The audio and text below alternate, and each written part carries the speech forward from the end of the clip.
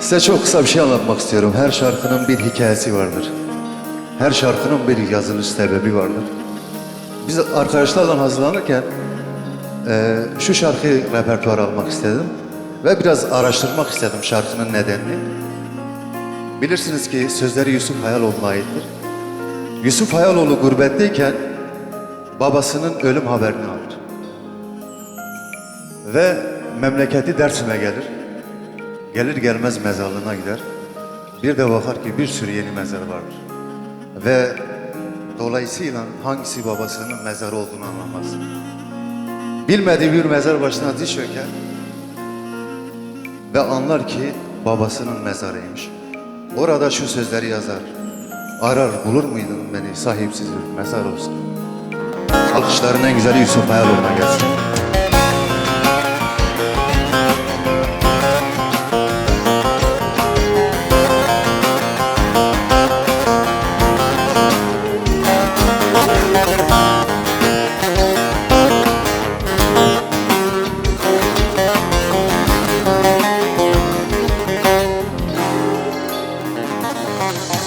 Şu dağlarda kan olsaydım, biraz rüzgar olsaydım. Şu dağlarda kar olsaydım, biraz rüzgar olsaydım. Arar bulur muydun beni sahipsiz mezar olsaydım. Arar bulur muydun beni sahipsiz mezar olsaydım. Arar bulur muydun beni sahipsiz mezar olsaydım.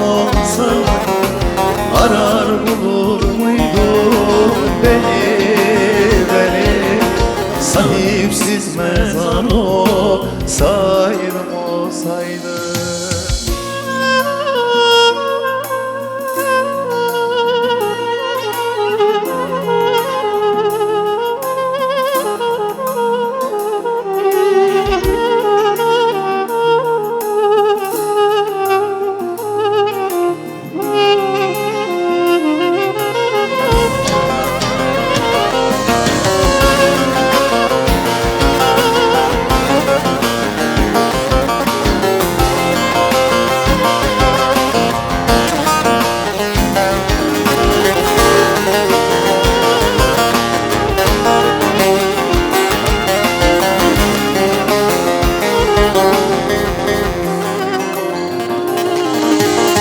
Bozkırda han olsaydım, yıkık perişan olsaydım. Şu bozkırda han olsaydım, yıkık perişan olsaydım. Yine sever miydin beni sahipsiz mezar olsaydım. Yine sever miydin beni simsiyah duman olsaydım. Yine sever miydin beni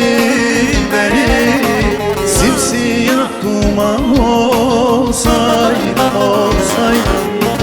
Yine sever miydin